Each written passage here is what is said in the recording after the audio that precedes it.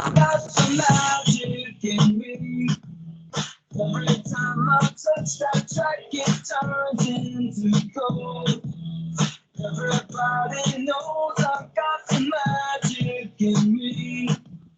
When I hit the floor, the ghost comes snapping at me. Everybody. Hello.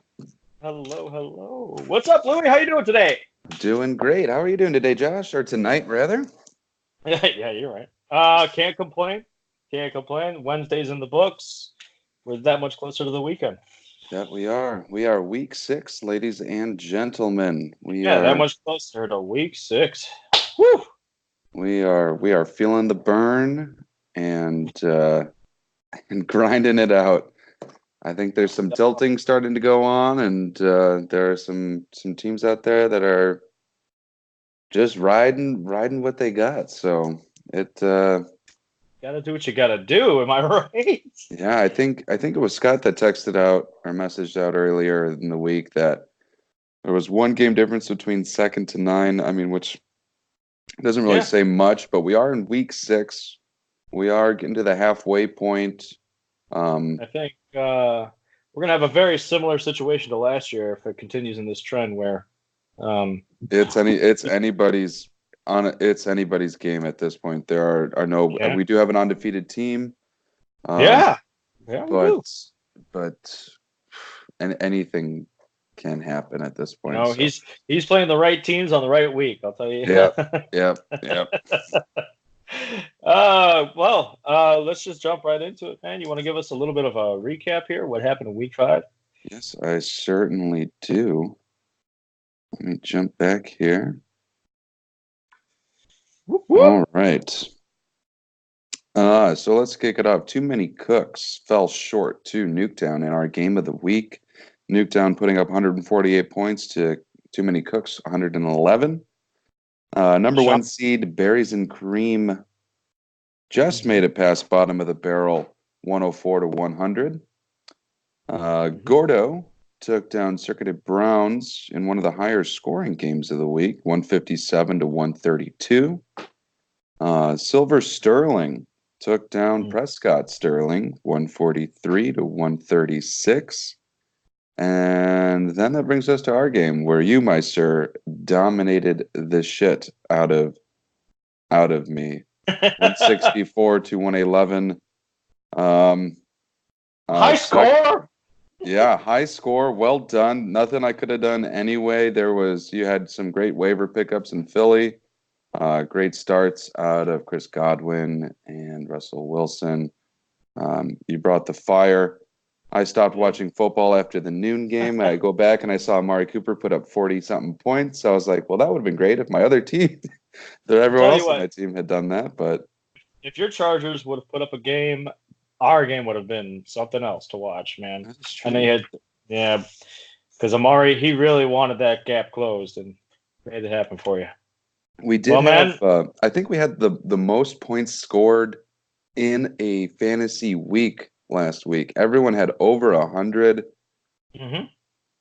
I agree. It was 1, 2, 3, 4, 5, 6 out of 10 teams had over 130 points. I mean, that is crazy. It was a wild week for the NFL. A lot of people going off, and sometimes it wasn't all the people we expected either. But hey, man, you take what you can get. Will Fuller. My goodness, I can't believe he was left on the bench. Holy Matt, balls. you would have been. Oh my goodness. Anyways, where do you? Crazy stuff happening, Louie. Just a quick update on our Pickems, and in case anybody's interested, you were beating me last week. We differed on a couple of outcomes.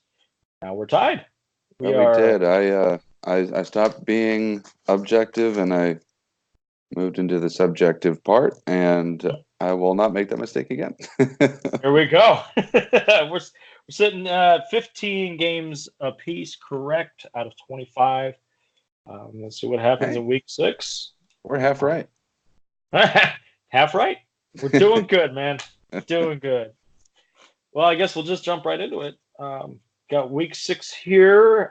Starting off with Nucktown. Come at me, Danny. Come at me. Nucktown versus Cirque the Brown. This is a very interesting matchup. We got a couple of 1-2 punches here with the quarterbacks and wide receivers. Let's just start off with Nucktown. Deshaun Watson facing Kansas City. Kansas City fell short last week. Don't know what happened. Maybe it was Mahomes' ankle. I have a feeling that Deshaun's going to make a fool out of their defense, and Mahomes is going to have to keep pace. If he does, this could be an incredible game. Kansas City has allowed a lot of quarterbacks to walk all over him. They're in the bottom 10 in the NFL in terms of the quarterback position here for fantasy. He's had kind of a seesaw year, hit or miss. It's literally been one game up, one game down. Let's see if he can break that trend this week. Mm-hmm. I have a feeling he will. He's going up against Jameis Winston versus Carolina. Carolina has been pretty good. They are, they're doing pretty good on defensive wise. I think they're also managing themselves offensive wise. Although these teams have played each other once already. Mm-hmm. Jameis Winston came back down to earth. He had back-to-back games of 300 yards and plus. Now he came back down. He was at 204 yards. He still had 2 touchdowns on the week. Last outing with Carolina, he only had 208 yards and 1 touchdown. I have a feeling it's going to be just about the same game script here for Jameis Winston. I'm going to hand this quarterback matchup over to Nucktown. He's got the better quarterback matchup here. Going on to the wide receivers, DeAndre Hopkins, also going against Kansas City. Love the 1-2 punch on this one for Houston. Hopkins is not having the biggest year. He's not like a top 5 wide receiver as of right now. He's had 1 game over 13 fantasy points. He's still getting 7 targets a game, not less than 40 yards. So it's not like he's a complete dud like Mike Evans, who's on the other end of this ball here. We don't know what's going on with Mike Evans. He's going up against Carolina. Last time they faced off, he got 4 catches for 61 yards. Not bad, but bro, you got to be consistent. That's true. Mike Evans he's ranked 38th overall in fantasy and for most positions here, and it's because he's had a couple of mega boom games.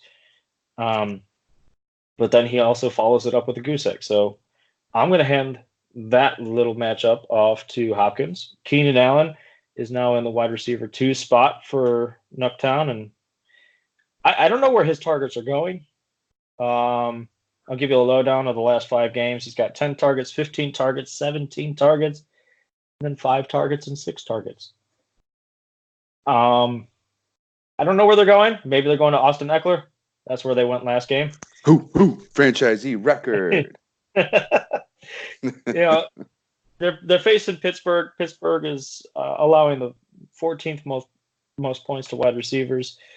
Their defense has been relatively strong, but I think it's because they're putting the pressure on these quarterbacks here. So that's what they got to do. They got to apply the pressure to Phillip Rivers in order to stop Keenan Allen, and I think that's what's happening the past couple of weeks here.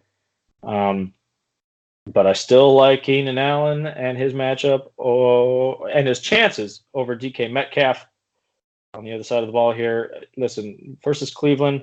Cleveland has not allowed a lot to the wide receiver position. It's been all running. That's what's going to happen here. Chris Carson's having himself a year. Chris Carson's going to be the main guy. They've only thrown 23. They only threw 23 passes last week. Metcalf is a deep ball player. He hasn't had more than 4 catches in a game so far. He's had 2 touchdowns this season, but no more than 4 catches a game. We're just going to hand this off to both wide receivers to Nucktown. So right now, Nucktown is dominating in my little matchups here. So we're going to go on to the running backs. Chris Carson, like I just said, he's going to run over the place. He's had back-to-back 100-plus yards. He has had 55 touches the last 2 games. No fumbles. He's the guy again. He's the guy. and this is a run-first offense. Like I said, only 23 passes last week. There's been a couple of games like that for Russell Wilson. They trust Chris Carson. I understand. LaShawn McCoy, however, don't think they trust him. He fumbled last week, and he only got 2 touches last week. Of course, the game script was kind of weird. Not many Chiefs got points, so maybe it was game script. Maybe it was just they trust Damian Williams coming back and they just give it all to him because that's what happened. They're playing Houston. They've allowed the 13th most points to the running back position, but that's also because they've played Kamara, they've played CMC, they've played Fournette, they've played Eckler. I just don't see it necessarily panning out the best for LaShawn McCoy, especially if he's second fiddle to Damian Williams. Going over to Cirque Brown, CMC versus Tampa Bay. I'm not going to talk. It's Christian McCaffrey. He's breaking fantasy football as we speak. You broke it. You broke it. Like Mahomes broke fantasy football last year. Now it's Christian McCaffrey. You're breaking it. Stop it. It hurts. Sony Michel, he's going up against the New York Giants. Giants are middle of the pack with the running game. You never really know with Sony Michel. Rex Burkhead was out last game. Maybe that helped him. Maybe it was game script. James White still got involved, so it's not only the Sony Michel game here. I think he needs to continue to get these targets. He had 3 targets last game. He needs to keep getting some targets to be relevant. Not saying that they're going to need to throw the ball against the Giants very much, but it would just be nice to see him get involved more than just the running game. I think this is a wash here. We've got 2 dominant running backs. We've got Chris Carson and CMC. We're going to call that a wash in terms of these running backs here. Let's go tight ends. George Kittle for Nucktown versus the Rams. George Kittle, this is also a run-first offense, but Kittle is a trusted receiver of Garoppolo. He still has 7+ targets a game. But these guys have also only had 1 game of more than 27 throws.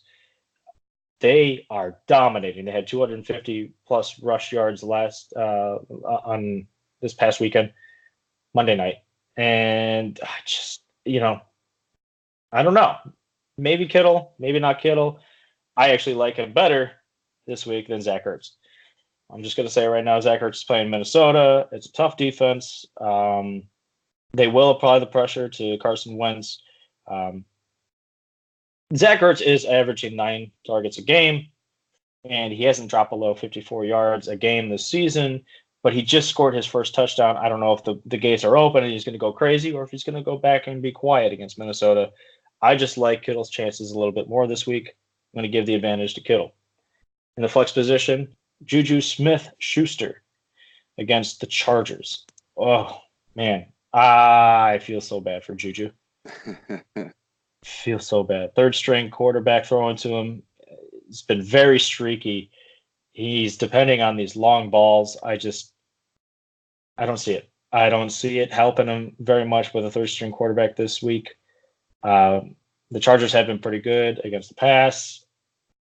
I actually give the advantage to the other flex, Tevin Coleman, who came back after his injury, and he went for 97 yards and a touchdown on Monday. Like I said, a run-heavy offense. You don't know who the ball's going to go to. Could be Breida, could be Coleman. It could even be Mostert. I'm fairly certain he might be involved again this week just to confuse the Rams. The Rams have a bottom 10 run defense. I like Coleman's chances. So the flex position, I'm giving the advantage to Coleman here. I got a couple of bold predictions for this game. I see Chris Carson going BANANAS. Yeah, I'm using it again because it's absolutely going to happen. 205 yards on the ground and at least 1 touchdown. I think he's going to see the end zone once, but he's going to have 205 rushing touchdowns, rushing yards. I don't know. In terms of the other side of the ball here, for a bold prediction, Mike Evans will silence all his haters in a very unique way. they're going to do a trick play, and he's going to throw for a 70-yard touchdown. Not necessarily a 70-yard bomb. It might be Godwin. Yeah, that's exactly what I have. But he will get points. They'll do a nice trick play, and he will throw a 70-yard touchdown to Godwin. I have Nucktown winning this game by 11 points, and that is my pick 'em for this week. That's fair. I would tend to agree. I like Deshaun Watson in this matchup, and I think he's going to get Nuke involved. I think Winston's going to get Evans involved. That's going to be the tail of the tape, I think, for this game. I'm going to give the edge, though, to Nuketown as well. Yes, I agree. All right, my turn here. Mm-hmm. All right, so I did something a little bit interesting or a little bit different this week. We're in week 6. So now's the time that we're going to start seeing trends, patterns, where players, barring injuries, where they're kind of being slated already throughout the year. So I went and looked at where each player sits in terms of rank at their position. And then I looked at touchdowns specifically this week to see where everyone lined up. So I thought it was a little bit interesting. So let's get it started with Gordo and Prescott Sterling. Right. Gordos are throwing out Matt Ryan on the year. He is the QB5. He's at Arizona, and I believe he's just going to dominate this one. Might have a couple of turnovers. Who cares? He's probably going to throw over 300 yards. He's got 11 throwing touchdowns and actually 1 rushing touchdown. But I think he is just going to be throwing it all over. For Prescott Sterling, they got Dak Prescott at the New York Jets, and Prescott is the quarterback 2 on the year. He has seen some regression. But he like Matt Ryan has 11 touchdowns and 1 rushing touchdowns. The thing that separates the two of them are turnovers, and Prescott has legs. In this matchup, though, I do like Matt Ryan better. He's playing Arizona, so I think he's just gonna. It's gonna be a shootout there. I'd be curious to see what the over/under is there, but I think Matt Ryan has himself a day. I do too. So the wide receivers, we got OBJ versus Seattle. He's actually the wide receiver number 32 so far this year, with only 1 reception touchdown. So not what we're used to seeing out of OBJ. Baker Mayfield and the Browns in general have been very up and down. When they're winning, they're running, and OBJ is just kind of an afterthought, really.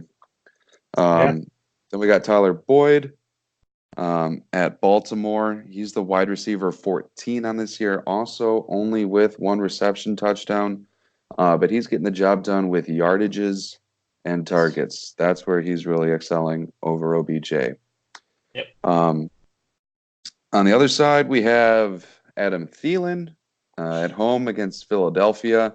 Thielen with some 2 of the last good weeks I think he's had. Last week at 32 points. Yeah. And then, week 4 was a little dud against Chicago, but that's to be expected. But after last week, he bumped up to the wide receiver number 10. He has 4 reception touchdowns and actually 1 rushing touchdown, which is the most for wide receiver. I think there's only 4 wide receivers with rushing touchdowns. And then Michael Gallup is back. And we got well. Yeah, doing really well. He was doing well before he was injured. He's a great compliment to Amari Cooper. Yes. Both really, really good options for Dak, who happens to be the Prescott's starting quarterback in this one. Also at the New York Jets. Gallup, despite missing 3.5, I guess, kind of weeks. Yeah. He's the wide receiver number 34. So kind of put that into perspective with where OBJ is at number 32. Gallup had 2 Sneak it monster up. weeks, and also one reception touchdown. But I expect that trend to swing the other way with more gameplay that he gets. Yes. Advantage I will be giving to the Prescotts here. Nice. I think Okay. I think they got some plus matchups, and just based on where their wide receivers are at season long, I can see those trends continuing. For sure. Running backs, we got Davey versus Atlanta. He is the running back 9 this week, and Atlanta has kind of been a struggle for some running backs. Davey only has 1 rushing touchdown. He does have 2 reception touchdowns. He does get a lot of work in the passing game. So I think Atlanta's going to be a shootout. Davey's going to be involved, especially with young Kyler Murray, not necessarily throwing the long ball. I think Davey gets himself a healthy amount of grabs and a touchdown to show for it. Can I just? I was going through this matchup and I went to the Yahoo Fearless Forecast, and the Fearless Forecast has Davey Johnson having 175 total yards and a touchdown. I mean, I've never seen a running back. 2 touchdowns for him.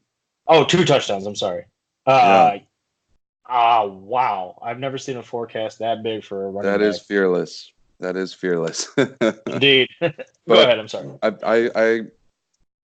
I don't know that I'd give him that big of a game, but I will think he will be involved and he will put up a lot of points. And then we're going to pair that with the running back number 4 on the year, Aaron Jones, at home against Detroit. He has the most rushing touchdowns this year with 8. And did you want to step in with something? No, go ahead. Oh, I thought you were about to say something. No. He's got a great matchup at home against the division. Not necessarily rivalry, but there's some hate there, I'm sure. Aaron Jones has been great. Yeah. I mean, the touchdowns are really telling the story here for why he's the running back number 4. He's had some rushes where he just gets pummeled behind the line of scrimmage. But he is a weapon on that team, and he is utilized a lot. Yeah. For the Prescotts, they're throwing out Derrick Henry, your favorite.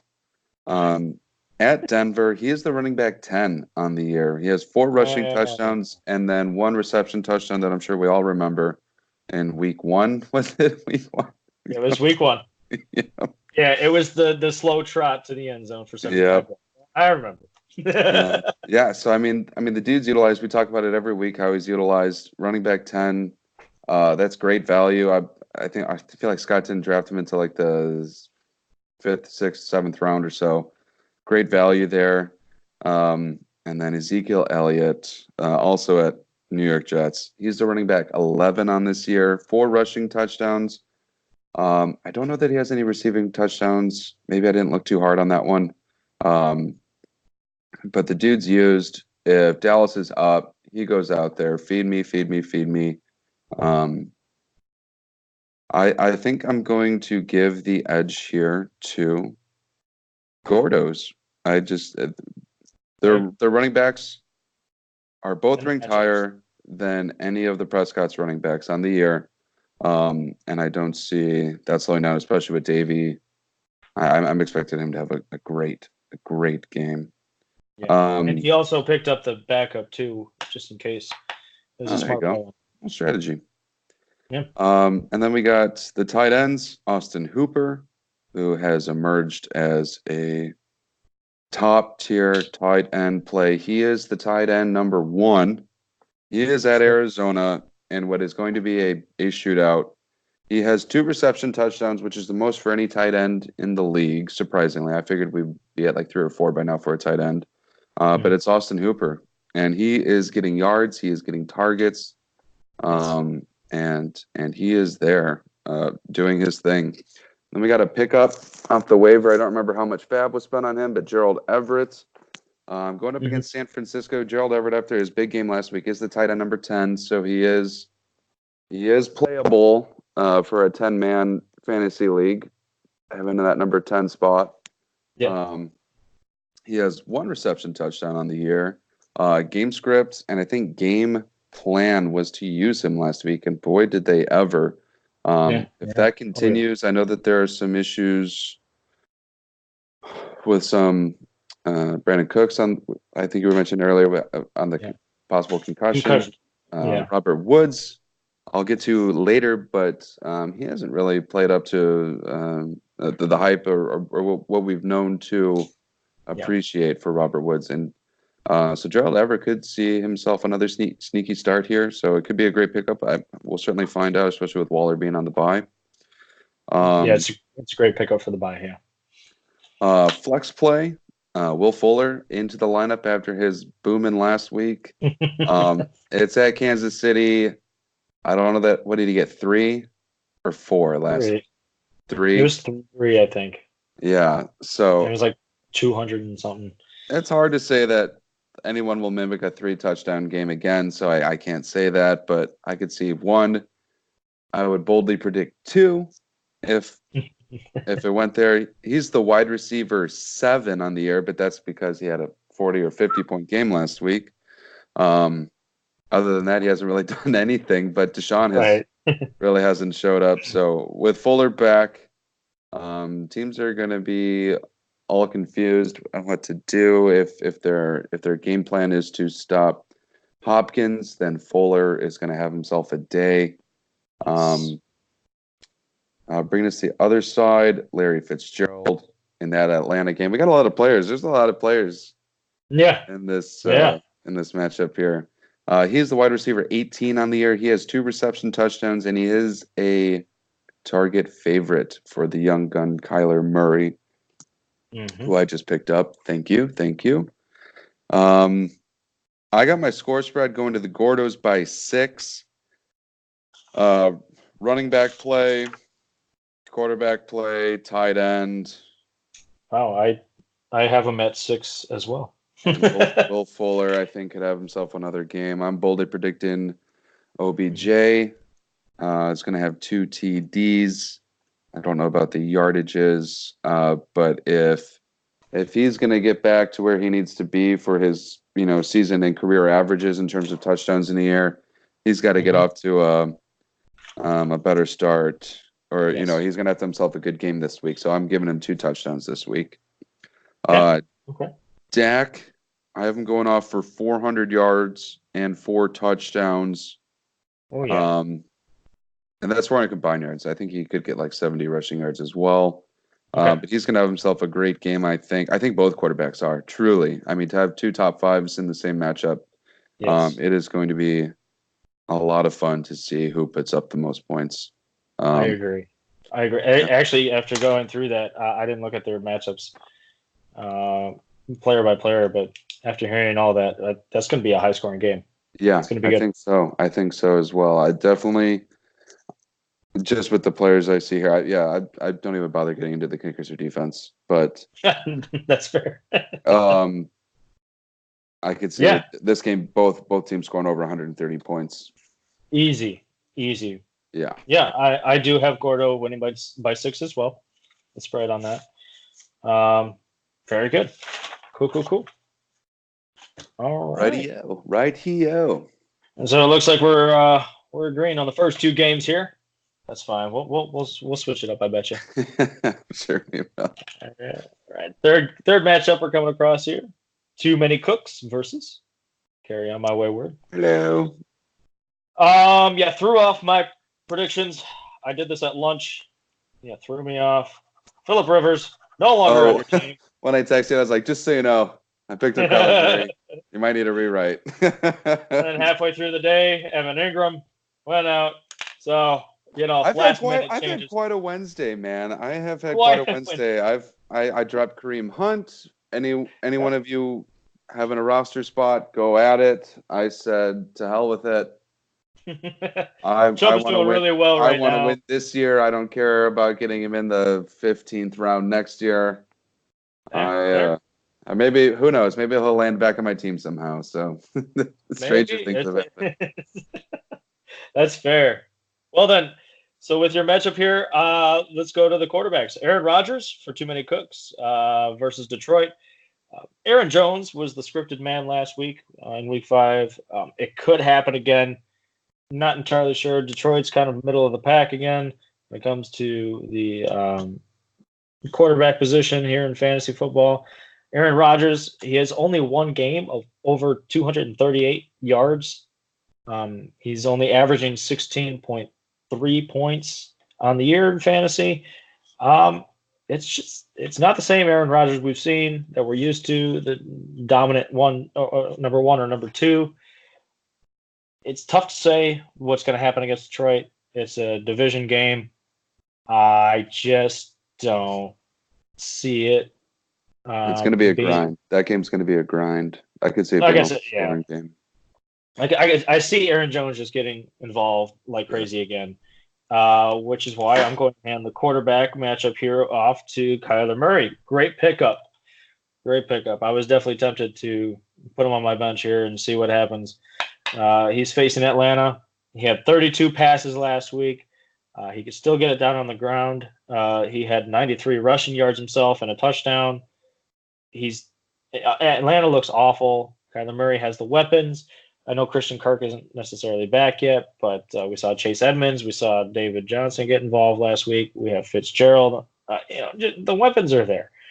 And Atlanta sucks. I'm giving this to Kyler Murray. Easy. So we'll go to the wide receivers. Josh Gordon coming up for too many cooks versus the New York Giants. Looks like Philip Dorsett is out. He was causing problems for both Edelman and Gordon the first couple of weeks, and so was Brown, but we all know that narrative. Gordon and Edelman are kind of banged up a little bit here and there, and I think this one's going to be a blowout game. It's New England. They're playing the Giants. New England's defense still hasn't allowed a reception touchdown. They've only allowed 2 rushing touchdowns, and one was from a quarterback, one was from a wide receiver. It's really weird. Not even a rushing touchdown from a running back yet. So I just don't see this like being a close game. I don't see them utilizing Gordon or Edelman too much. I see James White doing James White things and kind of stealing the show. Stephon Diggs is paired with Josh Gordon. He's versing Philly. Philadelphia's really good against the run. We've seen it. They are killing it against the run. And Stephon Diggs, he's been having an underwhelming year so far. A dramatic one at that. Yeah, I mean, it seems like no matter where you look in the NFL, you're going to find one dramatic player here or there. And if you look at the Vikings, you're going to find Stephon Diggs. He's only had one game over 49 yards. One game in double-digit fantasy points. The thing here is Philadelphia is extremely good against the run. They are terrible against the pass. Bottom 5 against the pass. I think, even though Thielen has complained a little bit more politely, I guess, I don't know, Stephon Diggs is still going to have himself a game.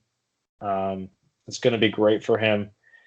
We'll see how it goes. But that's just my prediction here. Looking at your wide receivers, Julio Jones versus Arizona. No Patrick Peterson this week for Arizona. The running game with Atlanta is terrible. The only way Freeman, I know this because I have him. The only way Freeman is doing anything is by getting involved in the passing game. Like their offensive line is terrible. They're not opening lanes. They're passing the ball. Julio Jones, the last 2 games for him, fantasy-wise, have only been in the single digits. I'm not worried, dude. Like, we're hyping this game up pretty big with all the players that we've talked about. Julio Jones is going to have his, he's going to have a great game. Amari Cooper showing that no matter what's wrong with him, whatever injury he has, it doesn't matter. It doesn't matter. He's going to keep playing. He's going to be playing his heart out. He's playing the Jets. He went for a career high this past week, but was playing from behind the entire time. So I'm not sure that's going to be the narrative this week. The Jets are pretty bad. Darnold's just coming back from mono. Who's to say he has the energy to keep up the entire game? Yeah, sure. Cooper, still number 1 receiver on the team. He's gonna have a decent game. I'm gonna call it. He's probably just gonna stay in the teens for fantasy purposes. That's fair. So the way things are shaping out here, I'll take 19. The way things are shaping up, I might actually call this one a wash. I think Diggs is going to have a bigger game than we are expecting. Just because he's a drama queen doesn't mean he's not going to get the ball. So I think we're going to call this one a wash. Then we're going on to the running backs. Dalvin Cook versus Philadelphia. This is a top 5 run defense right now, and we saw how a tough defense can bottle up Dalvin Cook. The Bears did it. They bottled him up really well. Even so, Dalvin Cook is getting involved in the passing game. He has at least 5 targets, an average of 5 targets a game, and he's averaging 24.14 points a week. He's going to be utilized. He's going to be great. Like I said, Philly's good against the run. But if he can get passes, if he can get targets, he's going to make something out of it. He's going to be great. And then we have Le'Veon Bell versus Dallas. Dallas just got torched for 182 total yards and 4 touchdowns by Aaron Jones this past week. And Sam Darnold is coming back. What kind of performance are we going to get out of Sam Darnold? We know that Lev Bell is better with Darnold. At least that's what we saw from one game. Sure. Bell he hasn't had less than 22 touches all year. He's a workhorse.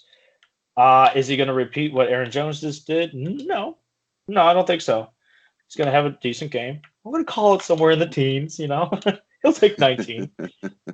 On the other side of the ball for you, we've got Todd Gurley, who's been a fantasy mystery. Trying to figure this man out. You can't crack the case here. He's an interesting puzzle.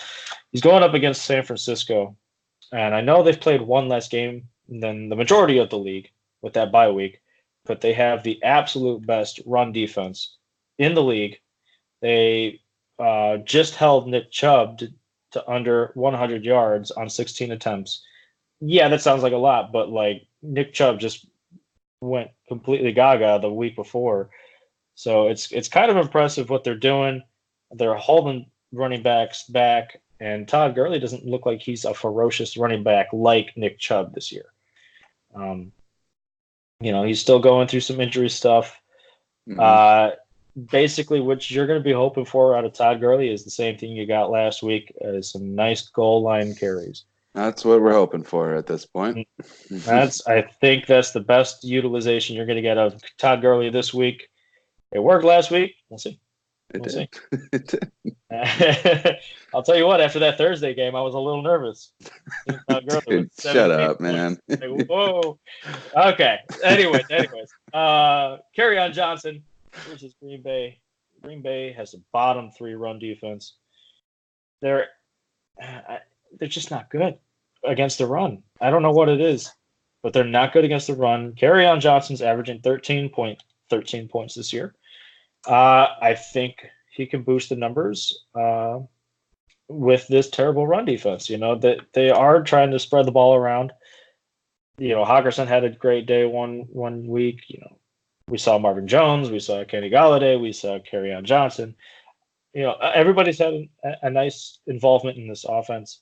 I think Kerryon's going to have a great day.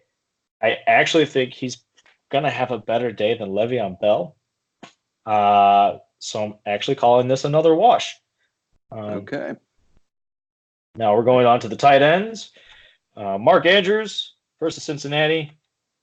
Surprisingly, Cincinnati has been top 7 against the tight end position and top 5 against wide receivers. This is very peculiar. I don't understand. Cincinnati's getting roasted, toasted. They're 0-5. We see everybody just getting one-upping Cincinnati. I'll tell you, Mark Ingram will dominate in the run game. We all know this. He's been very consistent at it. Cincinnati's bad against the run. But I think Mark Andrews is going to have a little bit of this food, a little piece of the pie here too. And he always has, at least from what we've seen this year. He's always gotten involved at least with a nice scoring touchdown when needed.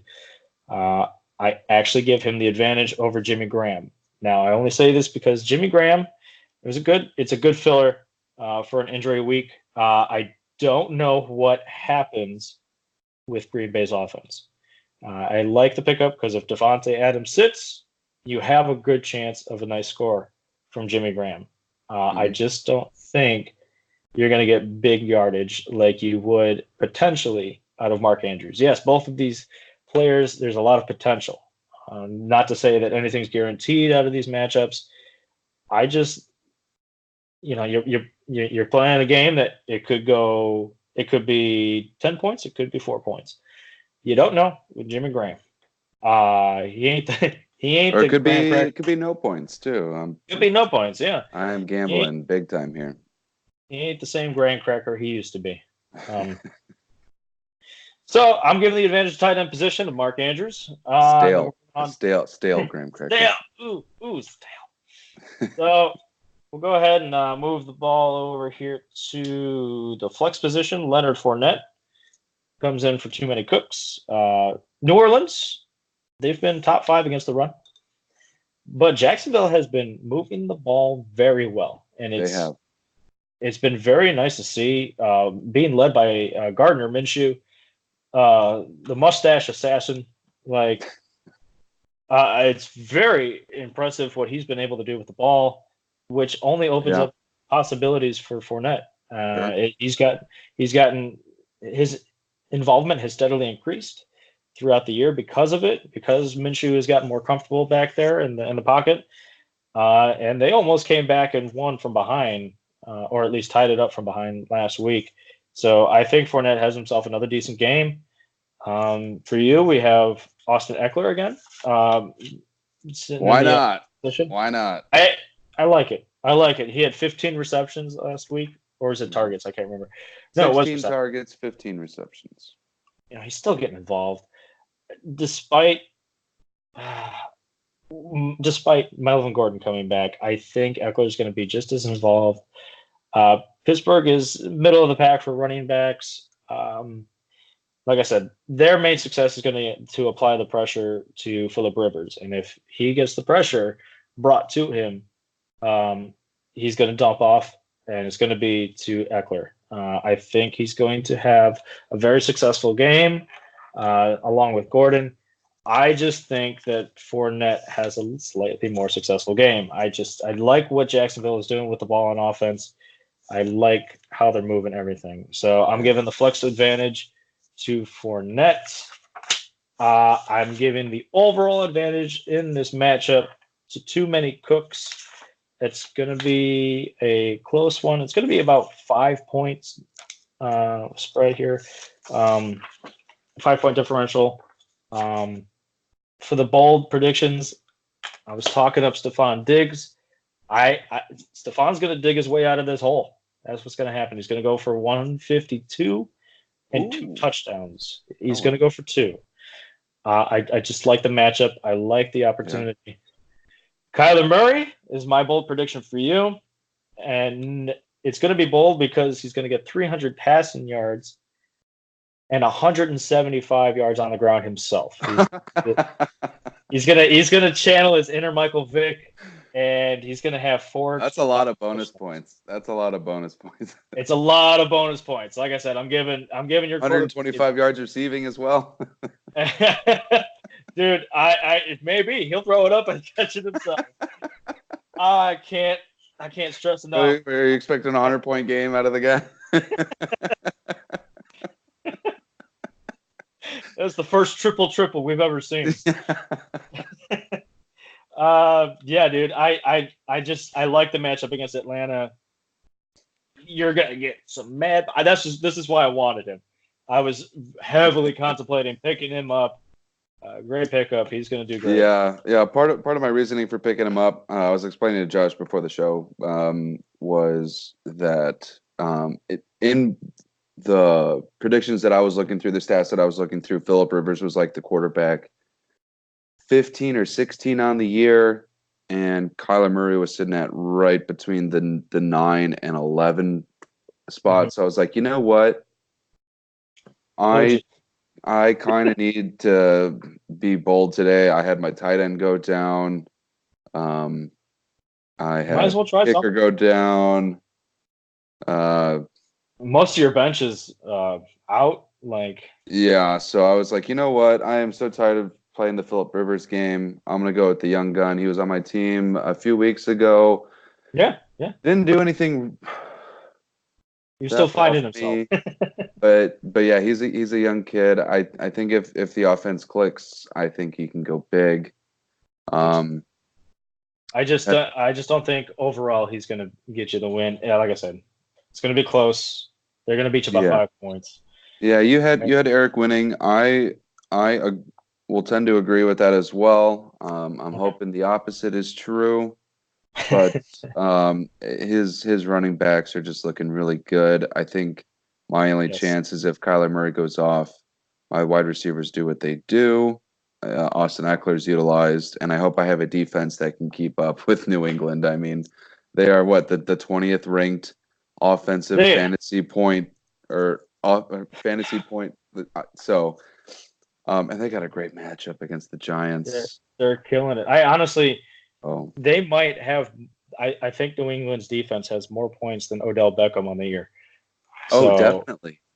More like than most. More than more than most. oh yeah, he's that They great got fat 100. guy. They got 100 fantasy points on the year. Like incredible fat pickup. It's more than Julio Jones, for example. X Factor up the wazoo. I had a defense that put up 35 points last week. You saw it. I wish I could have that on a weekly basis. Well done. Well done, Eric. Well done, Yeah. sir. Well done. And I think that's what it's going to come down to is those defensive points that really keep me out of contention. So, good on you, Eric. You were a positive man last week, and the fantasy gods said no. You're gonna get it. You're gonna get it this week. but you'll get yours this week. I think so. I think so. Oh boy. All right. Let's move over. We got Team Woodsy going against Berries and Cream. Quarterbacks, we got Russell Hustle, Bustle, and Muscle Wilson. He is at Cleveland. He is the quarterback number 3 on the year. He has had 12 passing touchdowns, which is the most. He is on pace to get 38 passing touchdowns, I believe, which is actually more than Patrick Mahomes this year. I think Patrick Mahomes is on pace to get 35. And he's had 2 rushing touchdowns. So he is a dual threat. He gets points both ways. Great. I think he's got a good matchup against Cleveland. I don't know exactly where they sit. Trying to jump over to that right now. Right in the middle of the pack, 17th. But I think he's going to have a fine game. I think you talked earlier about Chris Carson getting the ball a lot. Yes. You're right. Wilson doesn't pass, but he doesn't have to. I mean, he had a great game last week. Yeah, Great and when he does, before. it's kind of surprising. He's like very I saw efficient. Yeah. Then we got Lamar Jackson on the other side for the Berries, plugging him in this week after sitting him last week. He's got Cincinnati. He is the quarterback 6 on the year, 11 pass touchdowns, 1 rush touchdown. I mean, these guys are cut from the same cloth. They have the run option. They have the throwing arm. Lamar Jackson's just a little bit more wild, but he is new. I think he's 21. The kid can start drinking beer. So maybe that's what happened after the week 2. Yeah. He's got a better matchup in Cincy, so I do prefer him here. But Wilson, I think it's going to be a high-scoring game. I think they got Yahoo has Wilson at 24, Lamar Jackson 21. I'm going to give the edge though to Lamar Jackson. I think he's just a faster human being and can get it done. But Mark Ingram could be involved heavy. So I mean, we'll see. That'll be an interesting game to watch. I mean, we already know the Ravens are going to win against Cincy, but right. How are they going to do it? Yeah, exactly. Wide receivers, you have Chris Godwin versus Carolina. He is the wide receiver number 1 on the year. You fell into that. Great. He has 6 reception touchdowns, which is the most among all receivers in the league. You're pairing him with Robert Woods versus San Francisco. He's the wide receiver number 23, and he has 0 touchdowns thus far through 5 weeks, which is very surprising.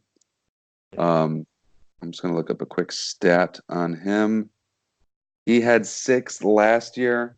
So he's not like a touchdown dependent kind of guy to have great fantasy. He does get his job done through the yards. He's had one good game, one commendable game, and the rest have been single digits. So we're hoping for something fancy from him. He does have San Francisco, and they are the 7th best against receivers. So it could be tough there for him again. Moving over for the Berries, they got Julian Edelman going up against the Giants. We already know the Patriots are going to win. Edelman is receiver 19 on the year. He has 2 reception touchdowns, which is great for him. Someone that plays out of the slot and does a lot of, like early possession work. Last year, he himself only had 6 reception touchdowns, so he's on pace to get over that here. He's got a great matchup against the Giants. And then we got Kenny Golladay at Green Bay. He's the wide receiver number 28. He has 4 reception touchdowns on the year, which is 3rd amongst all wide receivers. We'll see what how that game. I think it's going to be a dirty game. It could. I think it's going to come down to the running backs in that game. So how much Kenny Golladay gets utilized, we'll see. I could still see him getting like 90 yards and a touchdown. However, I'm going to give them the advantage to you. Chris Godwin has just proved himself this year. Wide receiver 1, and you have the 23rd wide receiver without any touchdowns. Yeah. So 1-2 touchdowns this week, more so probably 1. I think he gets boosted up into the teens at that point. Yeah. Then we got running backs. You got Mr. James Conner, who is by his lonesome with Samuels. Yeah. Out for a month plus with the sort of knee scope in surgery, something. He is at the Chargers this week. He is the running back 18 on the year. So not too bad for your first pick. He will get you points. Tough to say what will happen with a 3rd string quarterback in there. They could rely on him for running more. They might see some check down work to him more. They could be scripting him in more, him and Juju. I don't see why they're not game scheming plays for both of them to get involved early and often if they're going to have any chance at winning and producing points and yardages. He has 2 rushing touchdowns, 1 reception touchdown. He is a dual threat. And I think he could be great this year. Your other running back, Devonta Freeman at Arizona. I didn't even look and see how they were against the run. They're in the top upper echelon against run defense. But like we said earlier, he does get a lot of his work through passing. Interestingly enough, he has 0 rushing touchdowns this year. He does have 1 receiving touchdown, keeping him relevant-ish. Yeah. He is the running back 24, so for all intents and purposes, he is a running back too. He's right there at that line. He doesn't have the best matchup this week, but he will get you points. He definitely will get you points. For the Berries, they got Alvin Kamara at Jacksonville. He is the running back 8 on the year, and we are seeing some uncharacteristic things for Kamara. He is getting yards, but he does only have 1 rushing touchdown and 1 receiving touchdown. Teddy Bridgewater went off last week. I'm hoping they involve him more, especially at Jacksonville. They're the 6th worst against the run. So I think he's going to have a ball in game. Then we got Joey Mixon. He is the running back number 32. So borderline not playable. But looking at their roster, Marlon Mack's on the bye week, who's been great this year. So Joey Mixon gets the edge here. That's the nut for right now. Yeah. They get Baltimore, who middle of the pack, 12th worst against the run, 12th best against the run. I mean, Chubb tore them apart, so we'll see. Yeah, so it could be, but it is Cincinnati. I think they're going to be playing from behind a lot, so he could see some passing work, which will boost. I love that we have the half-point PPR, so it will buffer, some of his usage. Mm-hmm. I think it's going to be a wash. That's the first time I think I've said that this year. A wash. Ooh. Normally, I like to give some of the advantage. I like to be bold. I'm going to give the wash, though, because I think Kamara's going to have the greatest freaking game of the week. Yes, for running back. Tight ends, we got Kelsey versus Disley. Kelsey at home against Houston. He is the tight end number 3 on the year, and he has done that with only 1 receiving touchdown. He gets targets, he gets yards, he gets receptions. Yes. And Kansas City scores from like 30 yards out every single time. If they're in goal line, it seems like they're running. So if they get a goal line stand, I feel like every time, because I do your matchup every week, and I keep saying if they get the goal line, they're going to go to Kelsey. If they get the goal line, they're going to go to Kelsey. That hasn't been the case yet this year, but he is still the tight end number 3. So great keeper there. I think he's going to be utilized. Especially after coming off of that loss against Indianapolis. They're going to need to get players in. I think Tyreek Hill's back, so I think the offense is going to be, it's normal way. No more Pringle. Whatever his name is, he could still be there. Pringleheimer Schmidt. Yeah. When you text me like, "Who is this guy?" I was like, "The fuck." No one's ever heard of him. Right. This is Byron Pringle, dude. Like, that roulette wheel for sure. Oh my goodness. Yeah. I have like the other receivers for Kansas City in my other leagues, and it's like I'm not even gonna play them because I have no idea in it, and whoever I play never goes off anyway. So it's like I can't get this. Yep. I can't get their offense down. Going up against Will. Big Country Disley at Cleveland. He is the tight end number 3 on the year. He has 4 reception touchdowns. I think I was blown away when I said Hooper was the number 1 with. Did I say Hooper was the number 1 with the most? It must have been Austin Hooper.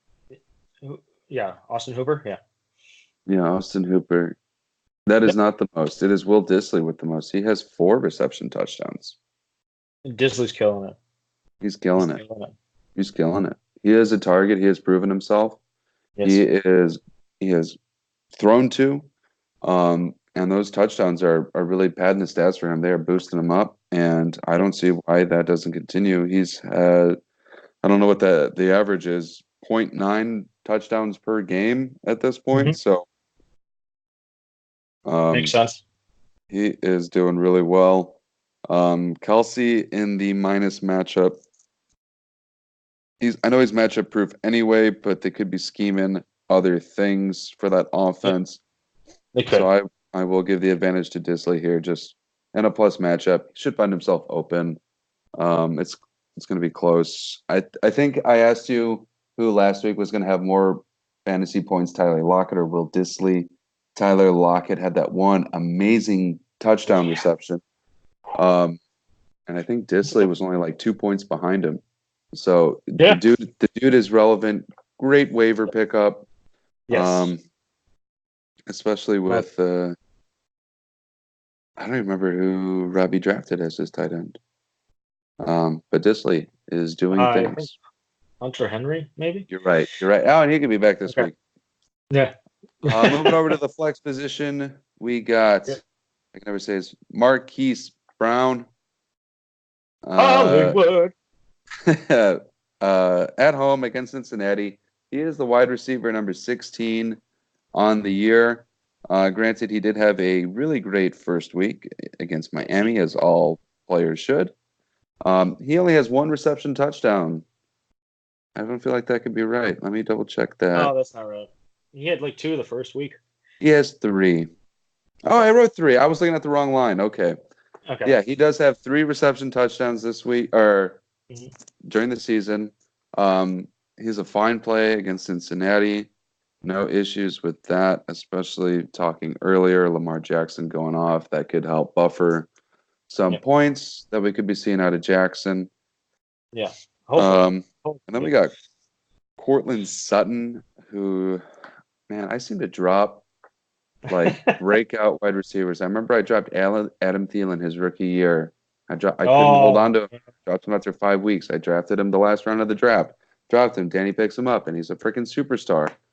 And I dropped Cortland Sutton. So any late round wide receivers you see me grab and drop, you can pick him up. Good play at this point. Cortland Sutton at home against Tennessee. He is the wide receiver number 13 on the year. He too has 3 reception touchdowns. Emmanuel Sanders, Cortland Sutton. I think they're both fine fantasy plays. Cortland Sutton gets the edge. I think he is slightly better points-wise over Emmanuel Sanders. And defenses scheme things for Sanders so that leaves Cortland just to do whatever he wants. In this game, however, because I think Tennessee is slightly tougher against the pass. A little bit better. I'm going to call this a wash because I have no idea who to give it to. Score spread. I think the wide receiver play and everything else considered.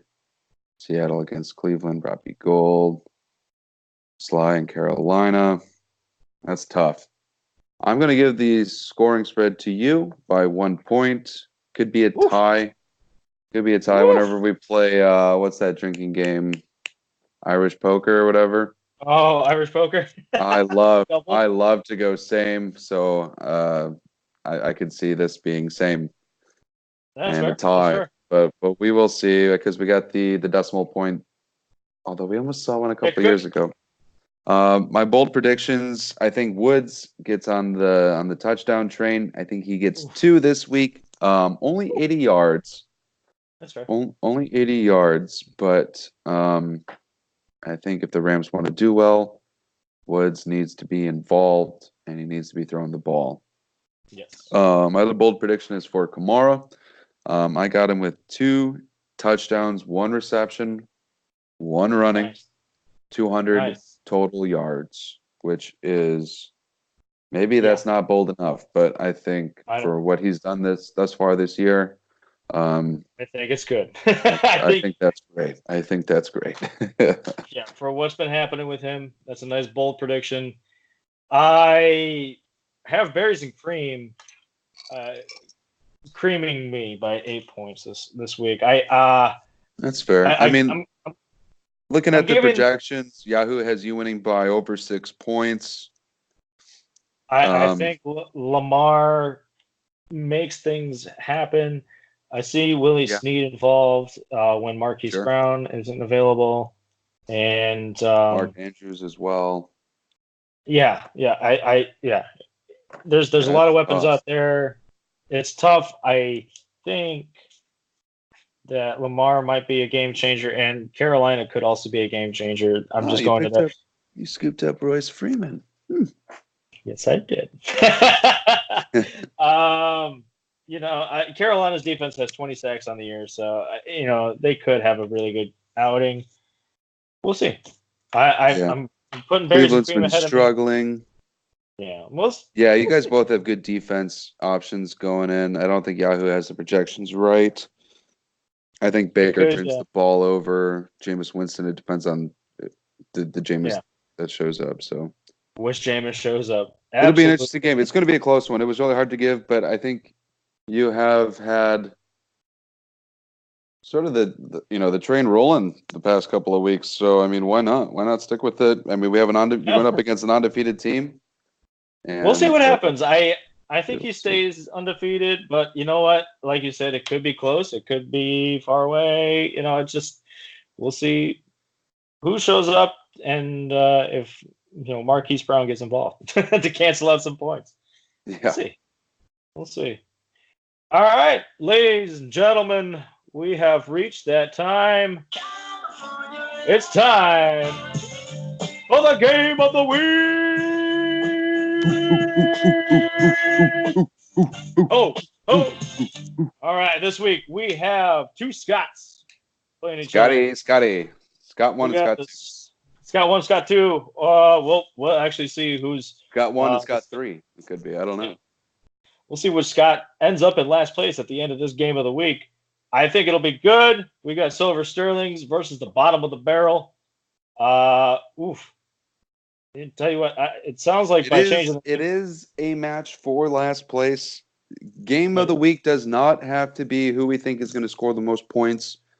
We like to spread it out. We like this one because it's two Scots. It's for last place. It is live and interesting. And it is Matt. Hey, yeah, sorry. Were you reading a book? This early, I was just brushing up. There, Scott. It's the Scots. What's up, Scots? How we doing? Oh man, I feel late to the party, boys. Hello. Yeah, we're a little late. Sorry. Welcome. Oh, what'd you tell him? 9:30? We were just talking about you. Yeah, I sent him a text as you started, and it was like all bad. I hope. Well, guys, how's it going, welcome gentlemen? to the game of the week. Yeah, how's it going? Doing good. Lyjack, you nice and drunk yet? A little liquored up, Got some leftover red stripe, All set. Let's do nice this. and shaken up. Well, guys, welcome to the game of the week. We like this matchup. You guys have some pretty good boomer bust players here and there, Boom, and a couple of guaranteed points like Cooper Kupp and Mahomes. So, what's your take on this week, Dale? Welcome. This is the first time on the show. Why don't you kick it off for us? Here we go. Well, thanks for having me, boys. At new team name this week, bottom of the barrel. Need a must win. Breaking first time on video history. Full team is on the trade block. Send me your offers. Hey, I'll give you White for Lockett right now, straight up. Man, like 5 years ago, that's a no-brainer. It seems like before week one, it was a no-brainer. That's fair. So, whole team on the block. Whole team's on the block. Must win. Josh, congrats. 2 wins this season. Forgot to start with that. You did it. Yeah. I don't know where he's going to win this. I think he might be in this corner. There you go. I appreciate it, man. But yeah, for last place. What now? Say again? I think I'm So it should be a good matchup for last place. Competitive game projection. Really, this is a fight for that 10 spot. Yeah, Lyjack, gotta love that 10 spot. Lyjack, what say you about the matchup? Well, I'll agree with Scott. It is really a fight for that 10 spot. So we got to find out who wants it more. Really, that's what we'll figure out. It's a dog eat dog world out there, and if there's anything that Heiser's proven is you got to become a dog before you can start eating. Fair is fair. But no, I agree with you guys' analysis with the big boomer bust. Each of our teams have a couple players that have been going up and also been sitting on the sidelines. Last week was nice with DJ Shark to do. He helped put up a decent amount of points, and I know Chubb has been scary, although he's also He's also nubbed it a couple of times. So we'll kind of see which team decides to show up and drag their owner out of the bottom of the pack. Yeah, I must say I love Terry McLaurin this week. He gets Miami. Anyone in Miami will get points, and he is a favorite. I love it. So I got to say I love him as your flex on Dale on your team. Honestly, a great pickup in general on the year. Love McLaurin this year, man. Absolutely. Thanks. Probably going to be the keeper for next year, and got my boy Colt McCoy, hook 'em horns, throwing to him. Should be a good week for him. I love it. I think they said that Case Keenum was going to be starting this week. They said, at least that's what I recently read somewhere. If his foot's better. Okay. Oh, yeah, contingent on the foot, but I think either way, in Miami, I have a bold prediction that McLaurin's actually going to go for 200 yards this week, man. I think that's it's going to fair. happen. I mean, why not? If it happens, I'll buy his jersey.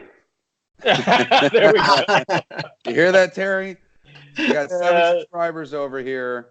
If you're one of them, we're about to. Yeah. I feel like that'll mean that 2 people own his jersey, and that's including him. Double up those numbers. I do have some bold predictions for you guys. I really like Mark Ingram this week. I like everyone against Cincinnati, actually. I got him going off for 75 yards and 2 touchdowns. I know the yardage is low, but he's efficient. He gets the job done. I think it's going to be a blowout. He gets 2 scores. And then I got Tyreek Hill. You got him in your lineup. I think he's got a bounce-back week. Mahomes is going to love it. I got him 160 yards and 2 scores as well. I think we're all loving it. The fact that he's back, if he can stay healthy a little bit. Listen, I got a lot of desirables in my team. Got a lot of trades coming through and through. And if this Mahomes and Hill matchup keeps, or actually lives up to everything that everyone's been dreaming that it will, then I think this is the by everybody you mean. You, right? What do you mean? I'm not like a big fan or anything of the team. No, not at all. Well, I'll throw out my bold predictions this week, guys. I got Greg Olsen going for 102 yards and 1 touchdown. But at the same time, the way with the way San Francisco is running the ball, I think Raheem Mostert gets involved, and you're going to leave 17 points on the bench. Ooh. I'm just throwing that out there for Dale, man. Like I said, I got McLaurin going for 200 and possibly 2, at least 1 for sure. 200 yards, you got to figure there's 2 scores in there somewhere. Absolutely. And second bold prediction for Dale's team here. I actually have Butker tripling the points that Justin Tucker is going to put up. Yeah. So 3-1. 9-3. If he gets 3 points, then it'd be 9. If it's 4 points, Butker's putting up 12. I just think Kansas City's in a better spot than Baltimore to get them field goals. So I've got a bold prediction. Josh is still salty. Oh, being able to own Tucker on his team. I think that's a fact. I don't know that that's bold. We proved that in week 2's predictions, man. What do you mean? Okay. Well, guys, we appreciate you having on the show here. Any last words from you guys? Yeah. Any last words here? Best of luck to you. Likewise, sir. Gentlemen, happy fantasy. Happy fantasy. And Louie, Josh, keep up the good work. Always tune in every Thursday. So does the fam. So it's always great. Help those subscribe. Love that transaction talks. Whoever that guy is, he knows what he's talking about. Keep that up. That's good work. The weird guy with the hat. He's got a great hat. Yeah. And a press pass. Those are expensive these days. Well, guys, we appreciate it. Thanks for stopping in. Take care. See y'all. All right. Well then, looks like we got week 6 in the books. What's up, Dale? How do I turn this on? I think there might be a red button. I don't know on the phone. Closed out of it. It didn't hang up. Hold on. Hold on. Open back up. Touch your screen, and then there it is. Bye, Dale. Bye, Dale. So the Scott v. Scott for 10th place. Although I don't think the standings kind of stay like that. I think if Dale wins, there could be another 10th place person. We'll see, though. We'll see. I actually want to take a look at that because in terms of points scored, it's got to be a 2 and 3 team losing, but everyone in the Scott Bowl has to score at least 20 to 30 more points than either you or Nuketown. So we're looking at it honestly, I think it possibly could go to me. And I think actually I'm gonna pull up when we did the quarter pounder, I had said that Scott Dale and Scott Lyjack would both be in the Sacco. Actually, I think I said that too. Along with you and Chet. Those were the two that I had at the bottom. So far, three of those. I think you had Danny in the bottom instead of Dale. No, I think it was Matt. I think I had Matt instead of Dale. Dale was the last one clearing it. And we still have there are no guarantees yet for any of it. With the win spread as thin as it is. I mean, Robbie, hats off to you. You got 5 wins. Yeah. Couple more of those and you should be in the playoffs, no problem. Whatever you're doing, keep doing it, bro. But 1 and 4 is I mean, you can Dale, you can come back. I did it one year when I started 0 and 5. So you're already in a better position than that. And it's still anybody's ball game. The playoffs are still up for grabs. Who did you have? Huh? Oh, sorry. Go ahead. Oh, yeah. Actually, you're right. We didn't do our Pickems on that one. I have bottom of the barrel getting the best of the booms this game. Yeah. I have them winning with a point spread of 3. Okay. I really like it. We both were talking about McLaurin. X Factor, love him this week. But Chark, I think can keep up with those points the way that he's been playing. His lowest point scored on the year is 6.4. Otherwise, he's been 15 points and up. Yeah, that's true. Tyreek Hill's back. I boldly predicted the 200 yards and the 2 scores or whatever I said, 160 yards and the 2 scores. But the fact of the matter is, we don't know where he's going to be. That's the thing. I will agree with you as well. I think Dale takes this one. I love his running backs. The wide receivers, I think, do it for me as well. Tight ends are kind of a wash, both with the old guys, Delaney Walker and Greg Olson. I mean, and you heard it here, folks. You heard it here first, folks. Dale said, make a good offer. You can try to snag somebody on the team there. That's Gotta be a good offer, though. All right. Bottom of the barrel versus Silver Sterlings. I think the bottom of the barrel comes out and makes his way to like the near bottom of the barrel. Near bottom. Yeah, not like in the wine, not the fermented crap on the bottom, but exactly. Slightly above. Slightly above. the last sip before you go, I'm done with this. Yeah. I think you're gonna be okay. The last sip, a little bit of backwash. Just a little bit. Right there. No more bottom. No more bottom. No more complete backwash, man. Sell the barrel. You can get rid of the barrel. We're having too much fun with this one. Well, that should wrap up week 6 predictions here, guys. We got the Giants and New England playing tomorrow. Nobody's going to watch that game. We already know what's happening. Well, you're right. The Giants are out. What are you talking about? No good Giant is playing tomorrow. What do you got? You want to wager anything? Do you think the Patriots win by more than 30? Oh, okay. So now we're wagering. What are we wagering here? I don't know.